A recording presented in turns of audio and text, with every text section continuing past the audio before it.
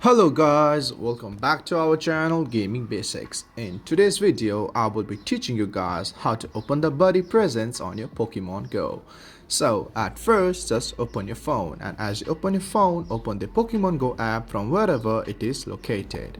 And as you open your Pokemon Go, it takes a while to load because it depends on internet speed to load. And guys, as it loads, you're in this home screen as I am. So just stay at this home screen and look at the left bottom corner for your profile. And as you see it, just click on your profile at first. And as you click it, go for the option friends right here. And as you do that, just scroll down where you can see the friends has sent you a gift. And as you see it, just select any of those you want to open the present from. And as you click on this, just click on this present icon right here. And as you click it, you can see the option open and press on open.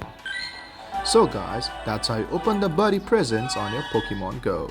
If you find our video helpful, please leave a like and please do not forget to subscribe our channel. Also hit the bell icon to get updates with our latest videos.